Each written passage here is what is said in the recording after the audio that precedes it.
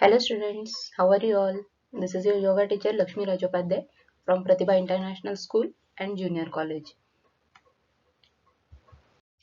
Today we are going to see few asana. Those are Ardha Halasana, Viparit Karani Asana, Setu Bandhasana and Saral Matsyasana.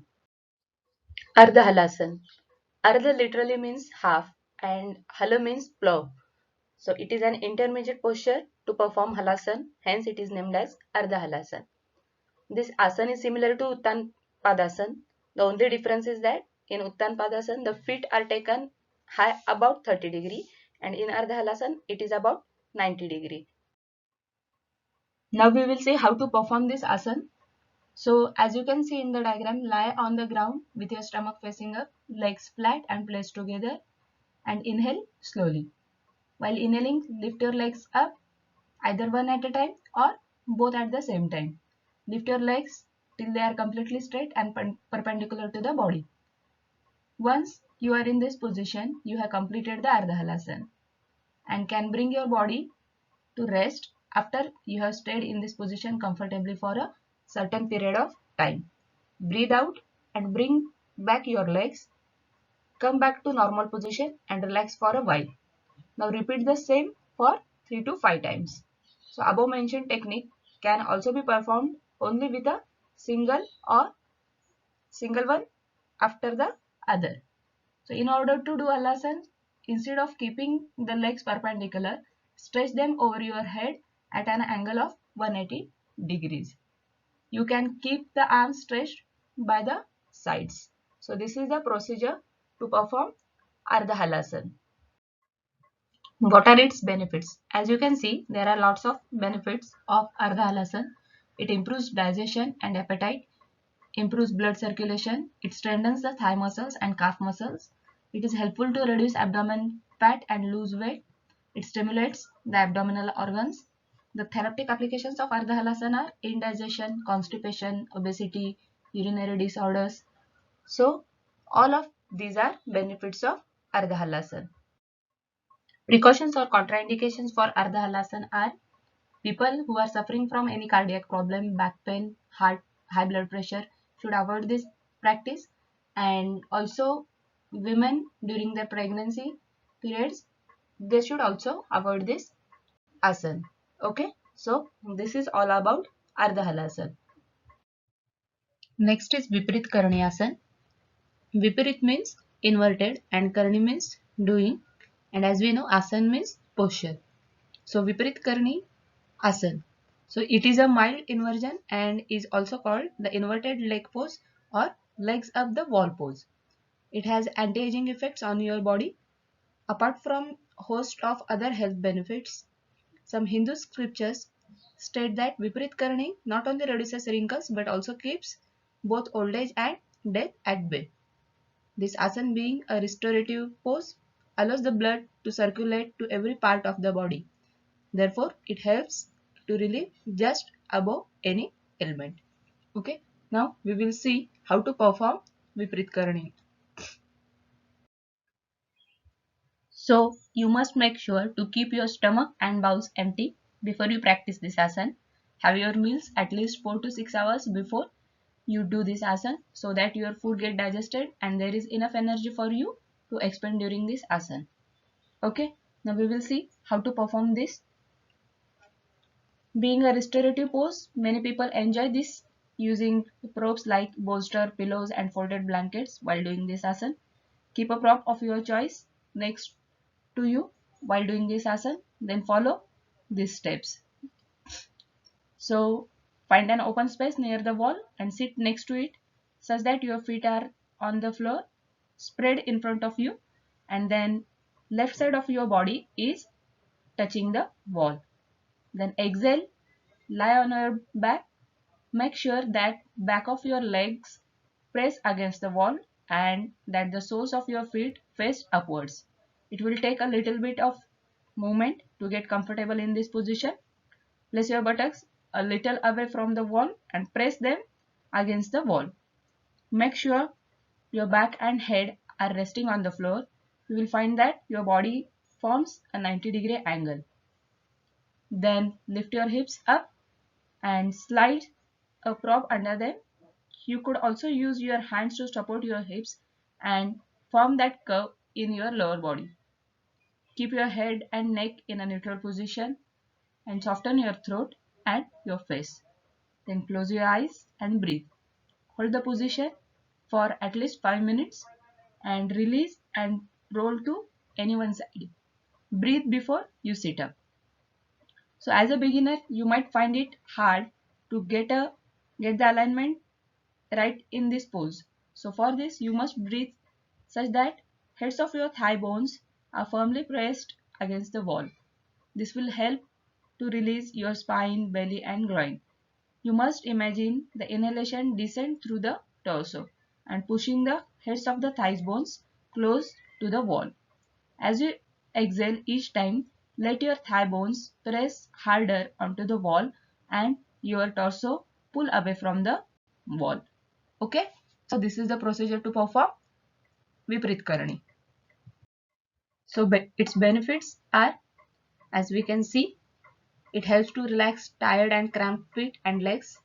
This asana is an energizing inversion that relieves the spine, feet, legs and the nervous system. It gently brings the body into the state of complete relaxation. No matter of the level of experience, any yoga student can do this asana. So it gives the front of the torso, back of legs and back of the neck a good stretch. It relieves a mild backache. This is an asana that helps to soothe and calm the mind. This asana has therapeutic benefits for anxiety, arthritis, digestive problems, headaches, high and low blood pressure, insomnia, migraines, mild depression, respiratory ailments, urinary disorders, varicose veins, menstrual cramps, premenstrual syndrome, and for menopause. Now we will see its contraindications. So contraindications are people who are suffering from glaucoma, hypertension, hernia, and women who are menstruating should avoid this asana. Okay. Next is Setu Bandhasan or bridge pose. It is a common posture. This asana gets its name from the Sanskrit words Setu, which means bridge, and Bandh means lock. Asana means pose. This pose resembles the structure of a bridge and therefore it is named as such. This pose stretches your back, neck, and chest and relaxes your body. Now, how to perform Setu Bandhasan? So this asana must be done when your bowels and stomach are absolutely empty. Make sure you have your meals at least 4 to 6 hours before the practice. Now, as we can see in the diagram, at first lie down on your back. After that, bend or fold your knees and keep your feet and hip distance apart on the floor. Then distance should be 10 to 12 inches from your pelvis along with knees and ankles in a straight line. Take your arms beside your body and your palms should facing down. Now while inhaling, slowly lift your lower back, then middle back, upper back off the floor. Now gently roll on the shoulders, touch the chest to the chin without bringing the chin down and supporting your weight with your shoulders, arms and feet. Okay, now feel your bottom firm up in this pose. Keep your both thighs are parallel to each other and to the floor. You may interlace the fingers and push the hands on the floor to lift the torso a little more up, or you could support your back with your palms. Keep breathing normal and slowly. Remember to hold the posture for 30 seconds or 1 minute and exhale as you gently release the pose. So, this is the procedure to perform Setubandhasan.